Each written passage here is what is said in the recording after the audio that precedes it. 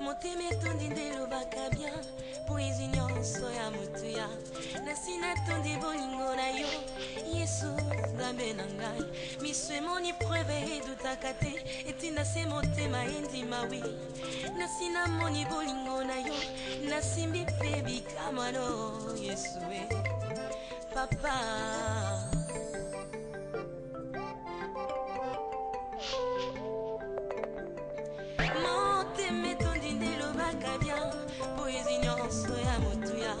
Nasina tondi bolingo na yo Yesu nzambe na ngai miso emoni preve edutaka te etinda se motema endima wi nasina moni bolingo na yo nasimbi mpe bikamano Yesu papa na maboko no naza nanu bebe oyo akokisi bamvula te azosenga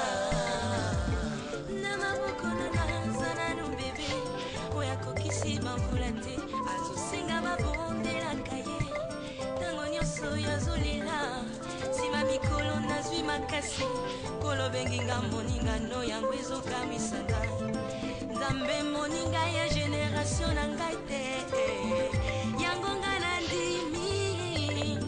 nandi mikolo yo moko tambwisa ngai nandi mikolo yo moko lakisa ngai nzela na matambelo temepeli moto abolingono nalingi natikala kaka na makolo nokolo kungana yetolaka nayokaka vendeurs dans l'église, les vendeurs dans l'église bien mal salués.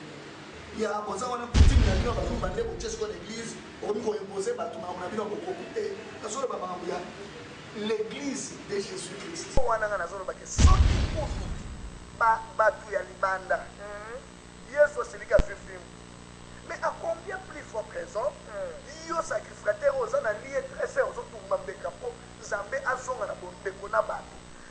Je dis déjà bonjour, shalom sur vous, très chers fidèles téléspectateurs, vous qui aimez Jésus-Christ, vous qui êtes débranchés sur le www.lenazaréen.com. J'ai toujours l'habitude de vous dire que nulle part ailleurs, si ce n'est qu'ici, c'est une seule vie. Vous édifiez pas mal de chrétiens qui sont partout dans le monde entier. Et croyez-moi, c'est bel et bien la princesse, la humble servante de Dieu, la sœur Tiffany Mokwati est avec vous. Il n'y a pas de souci, on est ensemble. Il n'y a pas de souci, donc le temps pour moi de vous dire que c'est votre émission Table Sainte que vous aimez beaucoup, une émission qui vous édifie, que nous recevons rien que des hommes de Dieu. Mon tour de Sigi, très capital aussi, très important. Aujourd'hui, la princesse de l'Éternel a le réel plaisir de recevoir pour vous un homme de Dieu qui nous vient donc fraîchement la pointe noire. Donc, pointe noire, vous voyez, il parle pas mal sur la part du Seigneur parce que les Nazaréens ont sauté la route deux fois. Bengela nga déjà battu. On va les États-Unis, en Europe, que sais-je encore. Dites-leur que déjà votre émission Table Sainte est déjà prête.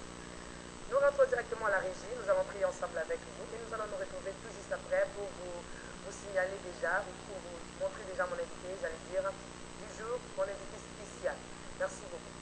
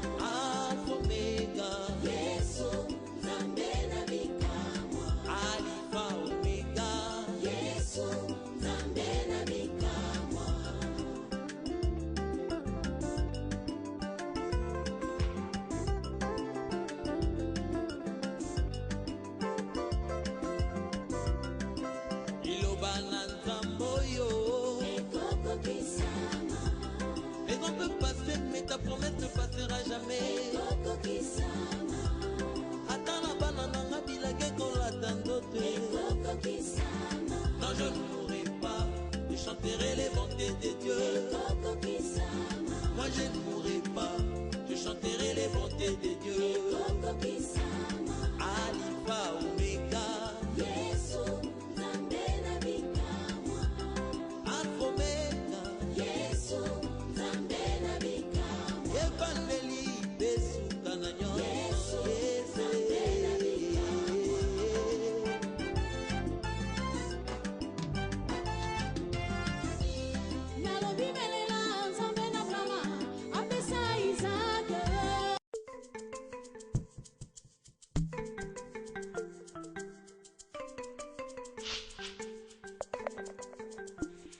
motema etondi nde elobaka bien poezi nyonso ya motuya nasi natondi bolingo na yo yesu nzambe na ngai miso emoni preve edutaka te etinda se motema endima wi nasi namoni bolingo na yo nasimbi mpe bikamwano yesu e papa.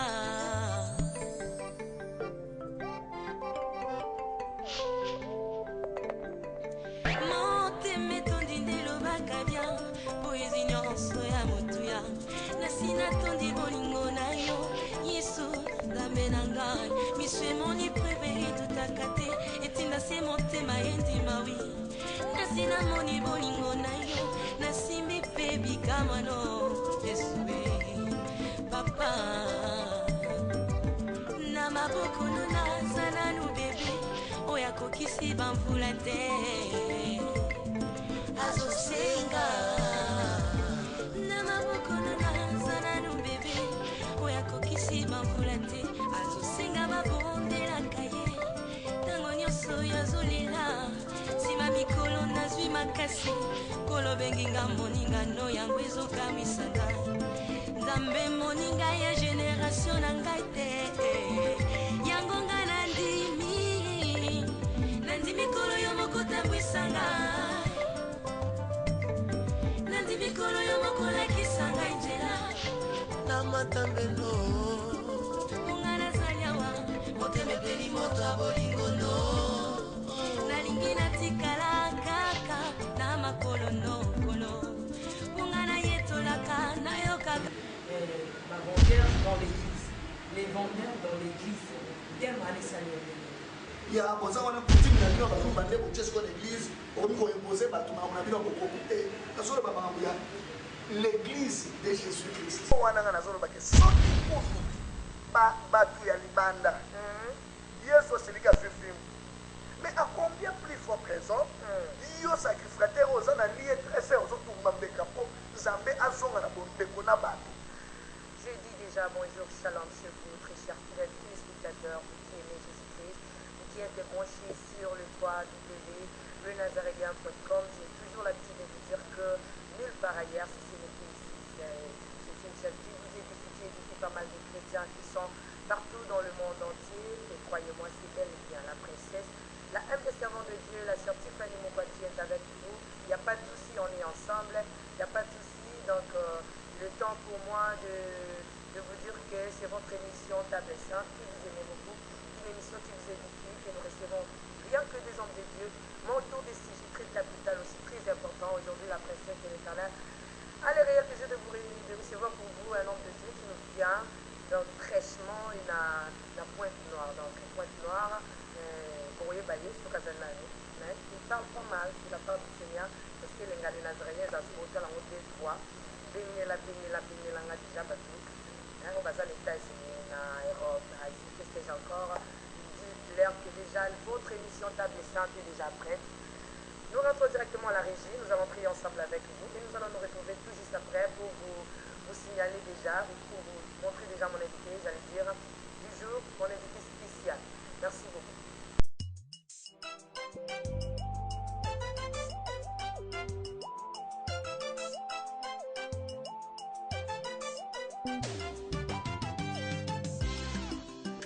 Fumu wa bafumu, munganga wa minganga, Yesu moko nanga Yesu Nzambe, oyo Nzambe akani, mokakolongola te, oyo Nzamba bongisi,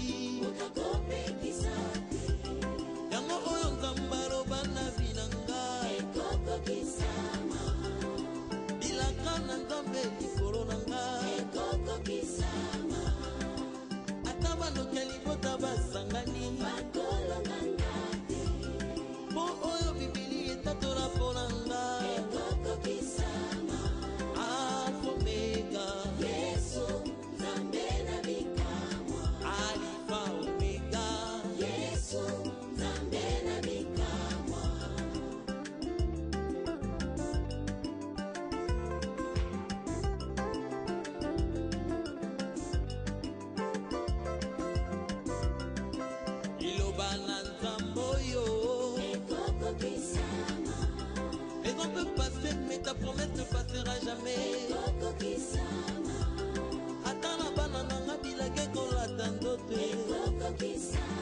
non je ne mourrai pas je chanterai les bontés de Dieu moi je ne mourrai pas je chanterai les bontés de Dieu Alpha Omega Yesu Nzambe na bikamwa Alpha Omega Yesu Nzambe na bikamwa Evangeli Yesu kananyo Ana pour ma famille oyo eza mabe te moto azala me vendeur eza mosala malamu oyo ezosunga parce que nde oyo babengaka businessman ou bien business woman donc oza homme ou femme d'affaires mosalaka baffaire kosomba bato te wana eza mosala moko malamu sikoyo ntango ozoloba dans l'église d'abord na mokanda ya Matthieu bible ezoloba que un jour Christ azokota na ngambo ya ebale bakiti na territoire ya Césarea Philippe badisciple bazolande na nsima mwana Yesu outi oyoka bazobengi fils de David oyo babengi grand prophète oyo babengi enseignant oyo babengi non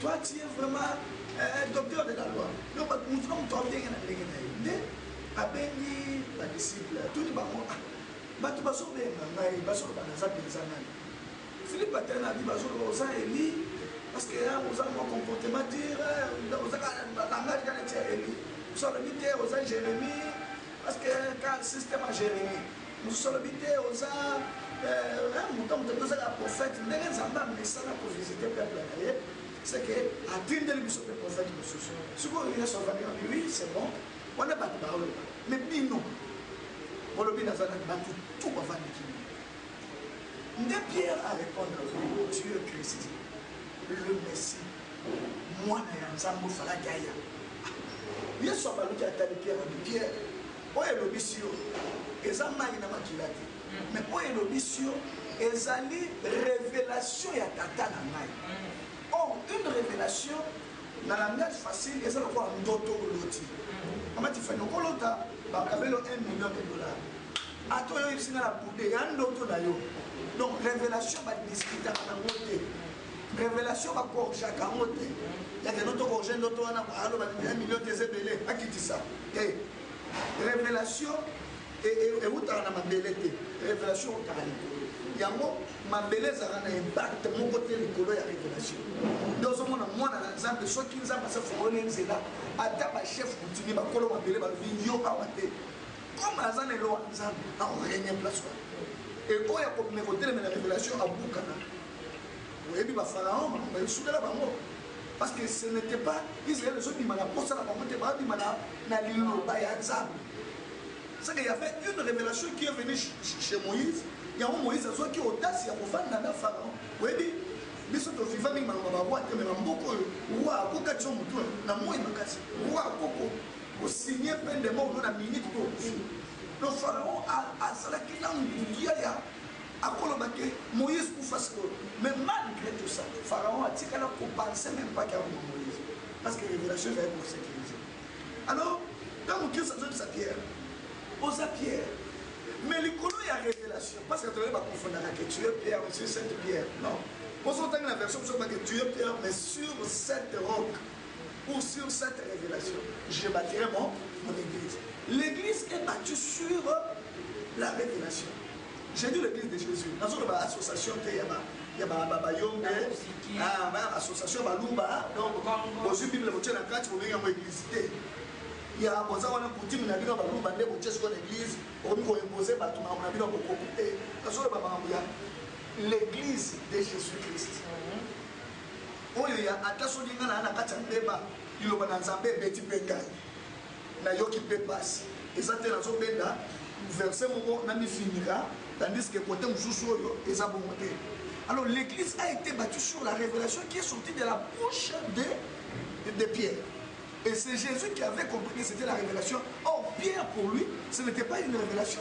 C'était une façon de répondre.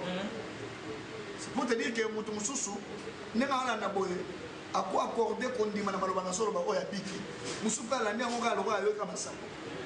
Comme Bible, on a Moussou Kotana, attends, on va le journal. On a Kokota la moi pour mon cœur. Et ça, on a ma fin du monde qui m'a dit, oh, le 21 décembre 2012. la fin du monde. Voilà. Généralement, papa. Maman, fin du monde, papa. Ata batwana bazoba bapesi na baverset de Bible. Bango baotanga ngo lokola journal. Batanga Bible lokola journal. On bapesi ba Bible Apocalypse tout ça, oh calendrier Maya et le dynamique. Calendrier Maya eza Bible te. Biso église. Nde toyebi koloba Bible parce que totanga Bible na Saint-Esprit. Yango zo mona matifani. Okoza rosala 20 ans d'église. Bate yako kaka même Bible, changer Bible. Mais oyo comme ça bate yo faire va s'arrêter. Oyo kele ngolo lengo. Bon so bate yo femme ya kotanga makila oh so yoka ngo oyebi no ngo me bateyo yango na yo mo bituni te ezala mpe mo c'est que révélation yango wana ndenge ya accompagner l'écriture révélation ça que makambo ezala toujours ya sika. Alors l'église a été battue sur cette révélation là et Christ a signalé l'église que je vous donne d'abord la capacité. Il y a ce que vous lirez sur la terre sera lié dans les cieux. Ma personne au ministère de ma personne église. Parce que pour le musuto pour le sur le ministère et l'église parce que la télé moi on a un ministère pour le ministère. Ça c'est ça l'automne on a yami. Mais ça l'ingomba ya Yesu. Alors ma personne au ministère. Sikoyo mandat on a épesa meli église que ce que vous lirez sur la terre sera lié dans les cieux. Ce que vous délirez sur la terre sera délié dans les cieux. Pour nous considérer comme toujours que ndenge tokangaka libala na église tokoki mpe kofongola libala ya tokangaki libala tomoni ke mobali azoki okota yo tobengi yo na église na yo na mobali banda lelo tofongoli libala oyo eza susu te tokangaki me tofongoli sikoyo. Donc c'est possible. Et de deux, la maison de Dieu Christ signale totanga ngo po ebima lokola leso moral te totanga vraiment verset à la plutôt na Matthieu 21. Mais tellement ça lui bien papa. Et ça a tellement bien. Il y a on a expliqué avec beaucoup de la profondeur la profondeur pour tout comprendre. Matthieu chapitre 21, le verset 10. Matthieu chapitre 21, verset 10. J'ai lu au nom du Seigneur, verset 10 dans le lorsqu'il entra dans Jérusalem, toute la ville fut émue et disait: qui est celui-ci? Verset 11. Et la foule disait: c'est le prophète Jésus de Nazareth en Galilée. Verset 12. Il entra dans les temples et chassa tous les vendeurs qui vendaient et qui achetaient dans les temples, renversa les tables des échangeurs et des sièges de ceux qui vendaient les colombes.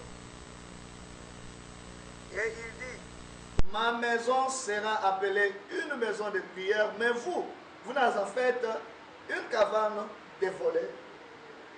Yesu à côté de Jérusalem na nkembo kolo mpunda bakinyoso bayebaka ngo Yesu akotaki Jérusalem na mpunda ezalaki mpona koaccomplir lisakoli oyo prophète David bato bayebaka David na Elia roi David bayebaka ete azape prophète David alobaki kaka kokota na Yerusalem lokola mokonzi ntango akoti bato nyonso babetele maboko batwaki mandalala batandi maputa koya soya Yesu li akende epai ya roi Hérode azalaki wana oli akende epai ya bato ya minene ya mboka wana se diriger directement vers le temple.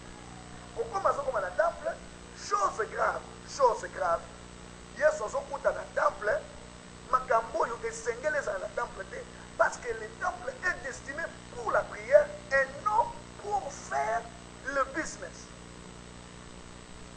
Alors ntango Yesu aye akuti bato bazoteka bakolombe bazoteka bamouton bazosala baéchange n'est-ce que place wana pour comprendre pourquoi basacrificateur babenganaka bato wana te parce que ekomaki lokola gani mpe ya basacrificateur. Les étrangers babando yoka sango ya temple lokola temple ezalaki dédicacé epa Salomon et que bato ebele babando ya mpo baye kozwa baguérison na bango na temple bango na surtout baéthiopie aoya aza na mbongo na bino te ya Jérusalem il faut asala échange ya ndenge tomona bakambiste maison d'échange ya badollar basefa bahéros voilà sikoyo bato wana olie bazala misika soki baétranger baye omona bakopusana basacrificateur basorganize de façon ke bato wana bazala na temple batekaka sikoyo bacolombe parce que colombe ezala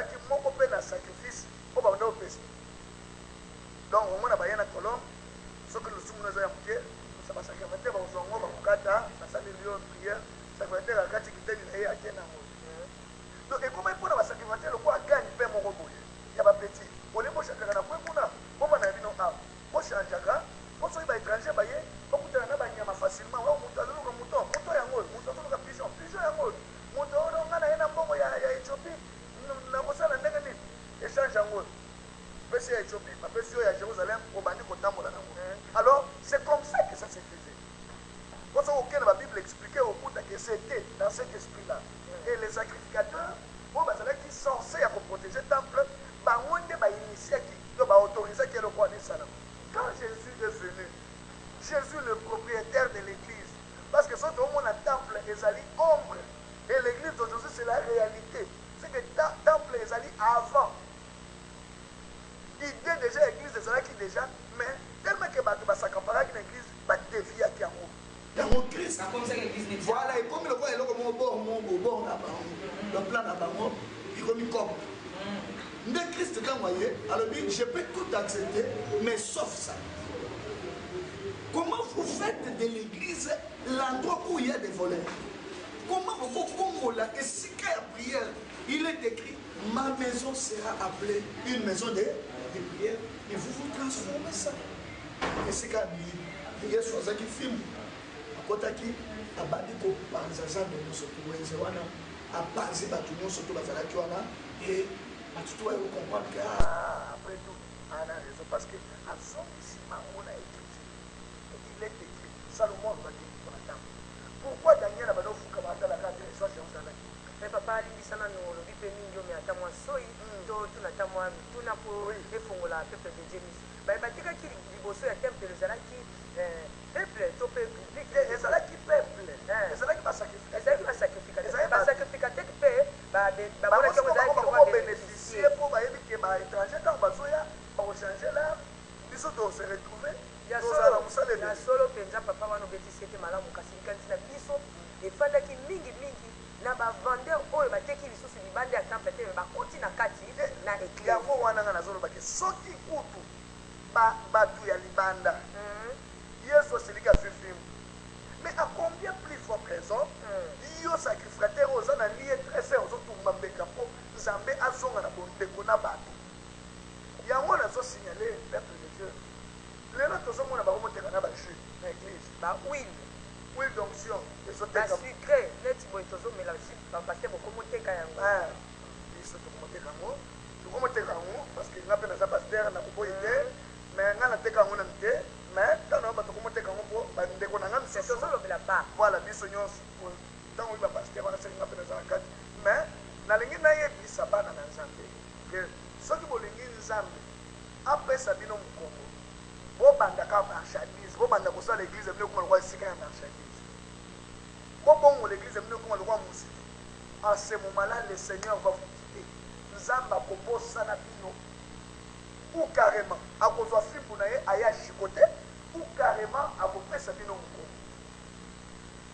esengeli biloko nyonso ezotekama na église ezala na ntere na liloba na nzambe livre bible la ça va mais soki ekomi eloko moko ya kosenrichir nango na ide ya kosenrichir obandi ozosoma mafuta na nzambe malamu olobi fo ezala liye na liloba na nzambe soki bato to mpe bandeko na bino bapaster bateki mafuta tomona mpe mafuta ezali na kati na liloba na nzambe mabe ezali wapi huile d'onction ezali huile d'olive te huile d'onction ya ancien testament ezali mafuta nazo biso ke mpo huile d'onction ekoka batiaka yango parfum baza na biloko ebele bandosala mpo bakokisa huile d'onction ezala mafuta yango moko te soki bato nyonso bazwa mafuta batala na kati ya Lévitique batala liste ya biloko bandokokisa huile d'onction eza mafuta ya pamba te parce que bazali kokonsacre mafuta wana bandotia biloko ebele na kati siko lelo bato bakomi asombi mafuta wana gambela aya na wana église atia bino na milangi $50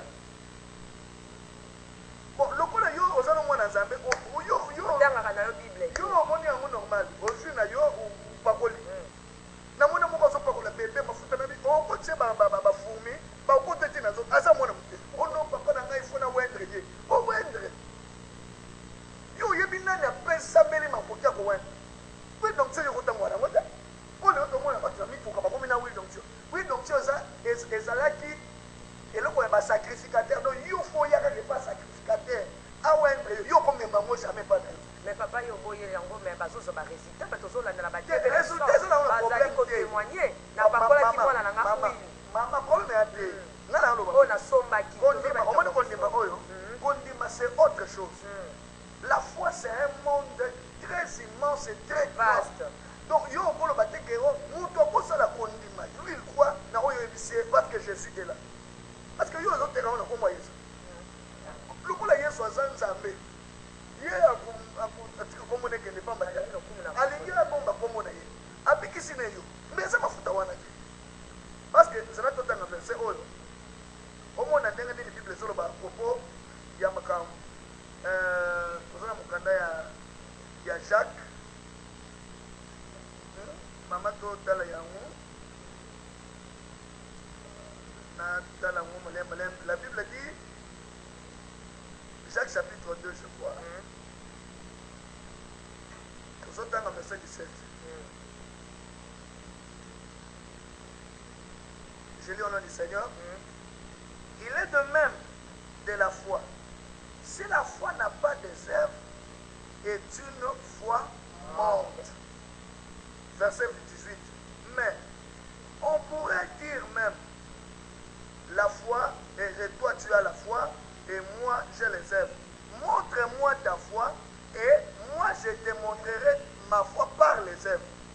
Bah tu es belé, bah on a un problème, il y a pour comprendre que ce qui est accordé qu'on y m'a dit attention qu'il n'y a pas la scène qui met la main dans cette scène. Il m'a dit 12 heures, sauter, zonga boy. Dans mon salon, on sait qu'on dit bien. Parce qu'on dit été, on s'en a dit. Le lot mélange continue dans cette église. Mais maman, cela n'exclut pas que Batuba Mono, il m'a foutu dans ma serait sangani. Ma foutu au monde dans la yango, maï, yango, oh maï serait sangani. Comme un maï. Mais ma foute dans maï, pour sentir que ma foute yango, maï yango. C'est que moi je peux dire, les enfants de Dieu, ils sont ma pasteur, ils n'ont pas beaucoup de monde à bisopé. Tout ça, la cérémonie. Bon, mais ça, là, tout le monde a banganga. Au sein de l'église, on a tiré ma boque, on dit maté. Mon papa est ici, parce qu'on est mon papa, attends-moi, moi cérémonie. Si on a fait la cérémonie, le rôle de la cérémonie, ce qui est pasteur, on a fait un binga ma béné par exemple. Oui, mais on a ça. Alors, le singa, avant, on a eu la mort du bâtiment. Akachi, Akanyo, papa, quand il y a un obéti, on a stoppé ta PCP. Au moins, ils ont battu qu'à oui, à Bible, donc on dit ma poésie. Oui, il peut pas côté. Papa, le toko qui a dit ma oui, mais papa, les cambo et cambo, si biso, ma pasteur, là, comme on l'a dit, ça va basinga. La vie, tu vas dire, basinga, dans le quai, toi, ma pasteur. Déjà, ce que tu as dans le book, dans le social, le fait de faire les révélations. Ce sont des erreurs. Et ça, c'est erreur. Oh, ils sont pasteurs. Au moins, ceux qui sont les Guinéens, au Congo, ça n'a pas si des erreurs. Ngana zoli ngaga tozonga mukesima tozongi sapene do bananzambe nisikana oleto bana bosamba. Si Christ s'est fâché pour le temple qui n'était pas même l'église à ce temps-là, mais à combien plus forte raison son église, l'homme de Dieu, yomutosola nangai. Omoni motei nyonso oya ibanda kotea awa na Kinshasa. Na yebite na bongo mususu, mais motei nyonso bana otea na Kinshasa, litea liposo atea na asir banganza. Naza sur ngai na bali ministère na ngana Kinshasa toyebaka litea litea ya repentance. Bamso abe na télévision témoin nanda. Oye ba yipo no télévision yo ça na satan nanda.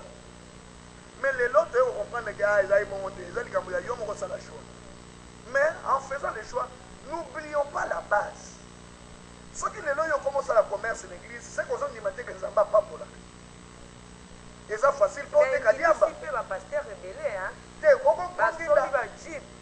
Maman, bosomba jeep eza kote. Ngana tana mutu, ngana teka nini na kati église.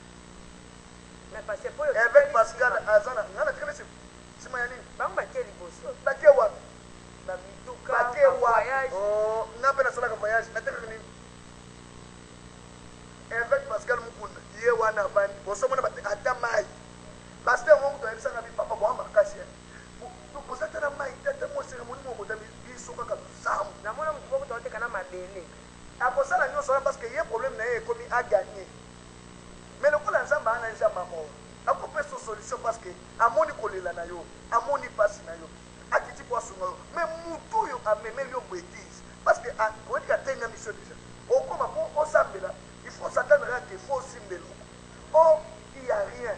N'a pas de ça, ata basaleli yo cérémonie jus oyo toomela oyo soki tosambeleli yango te eza jus lokola bajus nyonso mais soki tolobeli yango maloba nde ekokóma na bazopesa yango wana or mpo na nini te tozoka maloba wana tosadresse mbala moko na nzoto no on peut le faire ya ke tozoka maloba on s'adresse directement à ton corps ya ke démon oyo aza na kati ya nzoto libéré lelo tozomona mose na nzambe moko na kinshasa awa aye na systeme ya nzete ezobotisa nzete ezobitisa meme atasi bademo basakani nzete azoteka yango eza révélation na ye mpe aza nganga nganga ndenge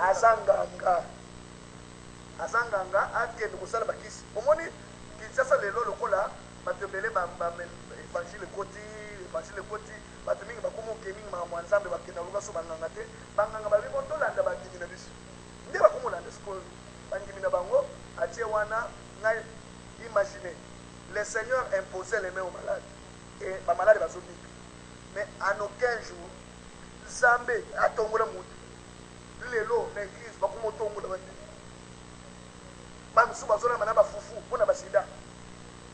Or moi j'ai des cas ya basida babiki l'église mai te mungu te eloko te zana na kondima nzambe azobikisa moto afongwami makambo mpe ebongwani lelo aza vivant.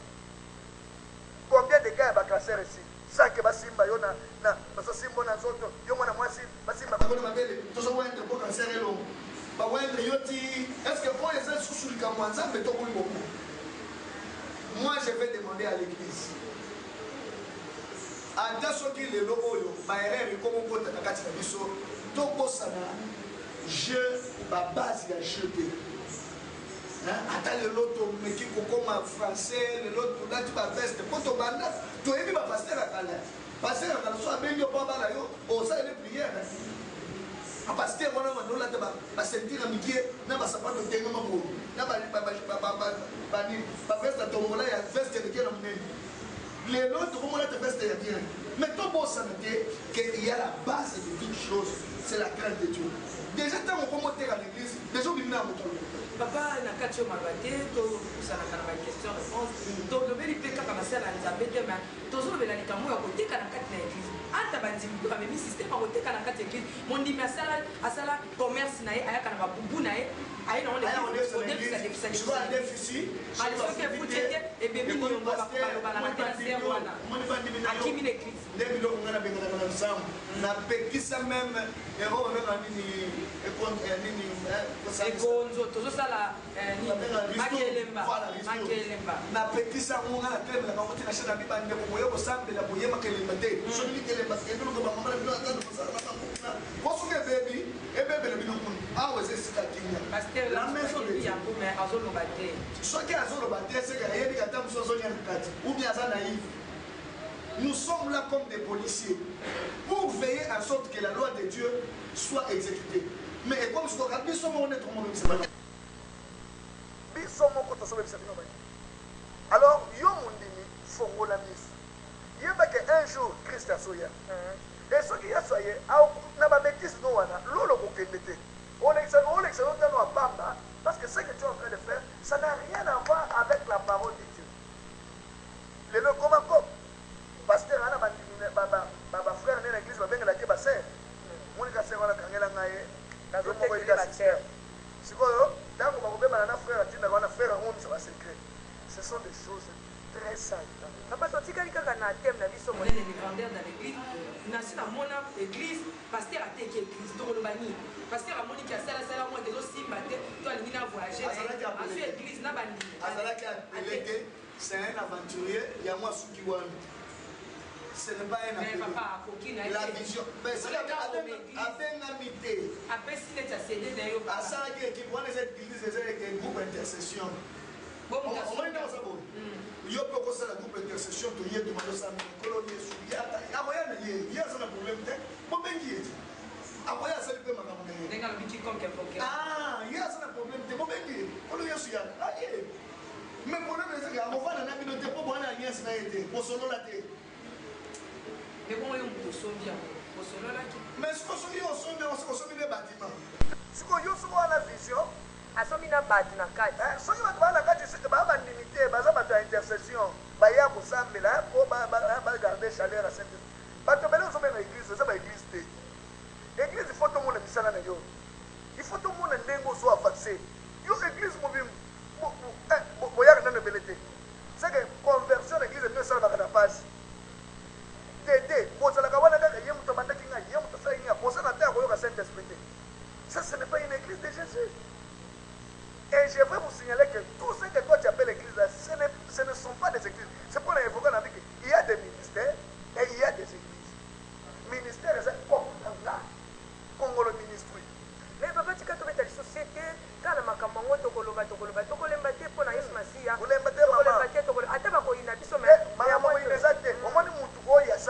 wana oyo ya nzambe ye moko azokomprendre ebandaka na Kinshasa bato balataka misabi banzambala batoje ti eveka telemela mabandeko botika biloko wana basango balata biloko na bango si batikaki bongo papa namoni bakuwa minene bandosomela lisusu soki kaka oyo ya nzambe oyo ayokaka akotika mais papa tomoni yango lisusu eza nango mabe te mais oyo akotika te aza ya diable eza nango mabe te tozoloba kaka po ete tozosungana ozobanga nini na ndengu nazoloba te papa motuna eza boye tozobanga te omoni bana na nzambe bakonsempraka makambo na mabe omoni bana nzambe ndimaka critique na vie po oyeba kosala kosala bien yo so olinga tobetela kaka maboko ata osala mabe tobetaka maboko ndimaka critique sikoyo likambo ya kosomba bandimi bozwi yango wapi bapaster kosomba bandimi ndeni kasi mpo mondimi ya l'église na yo opesi ye mbongo ya l'église bozoteka kaka wana nayebi yango te wana nayoka yango te mondimi mpo aya opesi ye mbongo aye na église wana eza cope seke eza mpe église te eza intercession babongola motema wana eza nayebi te soki ntango so ya stratégie ya paster wana mena ndimi mpona nasala yango te namona yango mpe te yake nga nazwa mbongo napesa au contraire nga mondimi soko ye okotikela nga ofrande po bakoya komona mosakoli moboko pamba kasi mabe bazomona bino bapasi yango wana bino bozozwazwa kaka ça c'est biblique kozwazwa eza nini mama il faut yeba ke kobonga ya mutu nyonso wana nazoyebisa bana nzambe nyonso balandaka kobonga ya mutu nyonso edepandaka na nzambe ce n'est pas le fait ya ozopesa nga nde na bongi okopesa nga okanisa bongi soko na bongi na nga te opesi nga bona po esi yango ebungi nga na victoire yo itikaka na nde napesaka $10,000 mais bayibi nga ngo na victoire mais soki nzambe alobi na bonga mama yo okofala no na kwe na kote nazali natekika nguba ya pambo nafongwami mpe donc réussite ya mutu na nzambe to ya mosala ya nzambe ete oyebi combien de paster bazolala nzala na mboko lelo tozobaka bapaster o babongi mais oyebi combien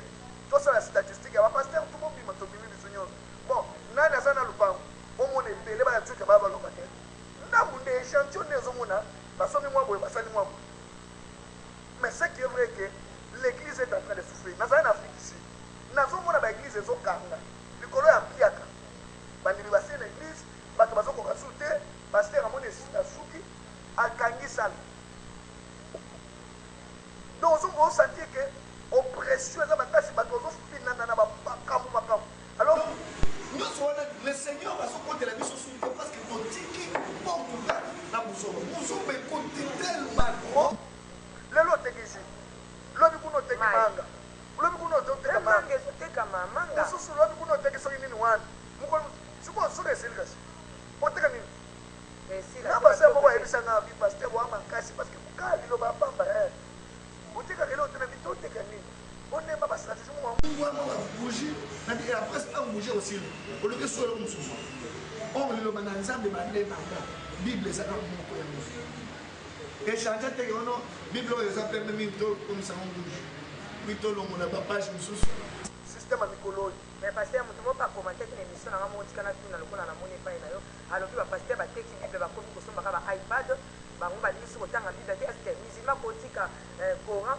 po azwa ipad atya ipad coran na ye na kati ya biblia ye amitungisa te tokokutana na ye bapase boteki bible mama tobengaka tv de moti lelo ekota tina bashateki bateki bible te ye azosala telefone mpo nini alobi kotangela biso tomona bible yango oyo na kati ya makambo na otango oyo na bible no eza te omoni baerreur wana nde lelo eza koaffaiblir ta bato mosusu bamisusu nana bakondana délivrance na mboko oyo la délivrance non lelo bakoma kotiela yango na bachapitre mais bakondana délivrance na mboko oyo toyebisa bango mwana ya nzambe ana besoin de délivrance bamona biso eske bakama délivrance na balonga kuna biloko papamu kote paster wana azoke un jour akomi kuta pena ipad.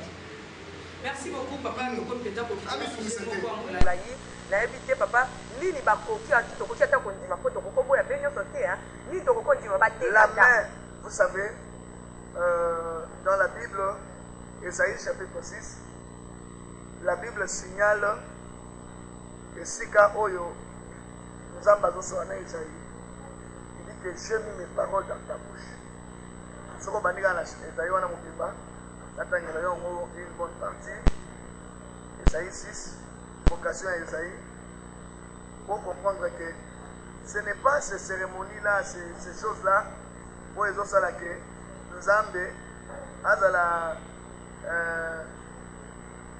dans au grimacer Nzambe. Ésaïe chapitre 6, nous entendons à partir du 8e verset. J'ai entendu la voix du Seigneur qui disait: qui envahirai-je, qui marcherai-je pour nous? Et j'ai dit: mais voici, envoie-moi. Mais verset 7, nous sommes dans le chapitre 7 et verset 7. Dans le verset 6, pour comprendre bien. Ésaïe 6, 6. Mais l'un des séraphins vola vers moi, tenant à sa main un charbon ardent qu'il avait pris sur l'autel avec verset 7. Il toucha ma bouche et dit: voici, ceci a touché tes lèvres, ton iniquité est enlevée et ton péché est expié. Verset 8. J'ai entendu.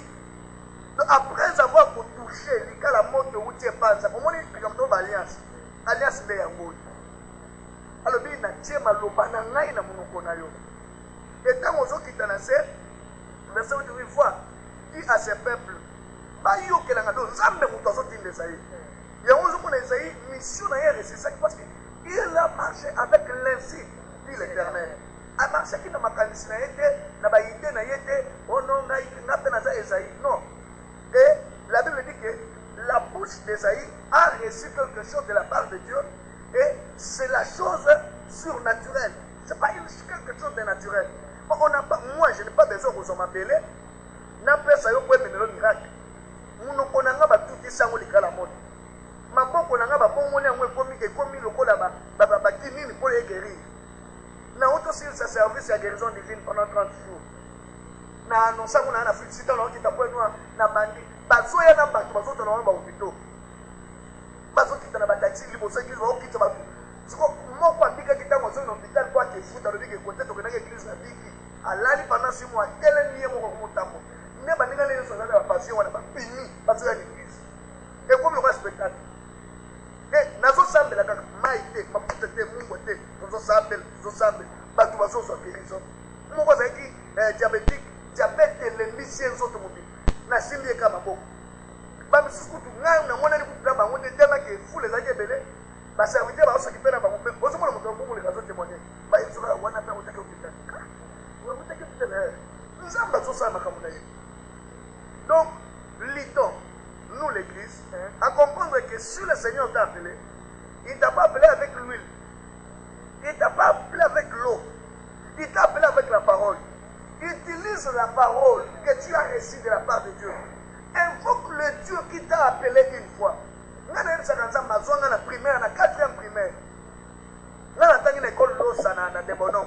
Losa, déplacé à la taille. La 4e primaire, nous avons une école nazosaka na balabala nzamba tikisi na bale na balabala na sima bible si imagine se wana banona nde bazoseka ngai mwana muke na bible mona yango bible mama msoza ya lingala ya munene na simi yongo boy basoka mwana ya bebi te nzambe ya ndenge wana yokukamataka na age ya muke et à un certain moment na tiki nzambe wana na balokosela sikoyo ji oyo boy non avec la parole on m'a consacré par la parole on m'a enseigné la parole.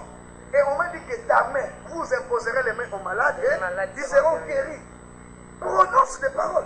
Lazare, parce qu'il y a la cérémonie, Lazare, merci beaucoup, pasteur. Merci beaucoup, pasteur Osozo Zonga. Bayo Sobalingi, ba Sololanayo. Na téléphone ou bien na Facebook, on a 00 242 242 05 395 0175 05 395 0175. Les numéros d'Angaï.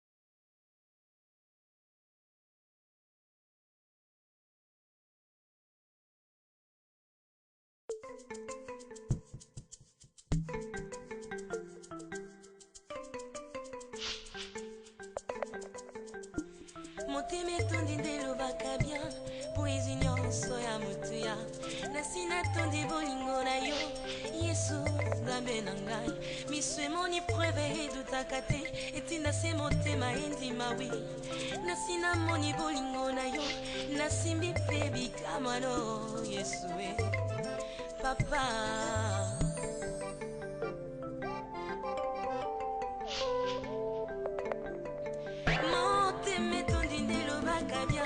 poezi nyonso ya motu ya nasi natondi bolingo na yo yesu nzambe na ngai miso emoni preve edutaka te etinda se motema endima wi nasi namoni bolingo na yo nasimbi mpe bikamwano yesu papa na maboko naza nanu bebe oyo akokisi bamvula te azosenga na maboko naza nanu bebe oyo akokisi bamvula te azosenga babondelaka ye ntango nyonso yazolela nsima mikolo nazwi makasi kolobenginga moningano yango ezokamwisa ngai nzambe moninga ya generatio na ngai te yango nga nandimi kolo yo moko tambwisa ngai mikolo yo mokolakisa ngai nzela na matambelo onga nazali awa motema epeli moto aboli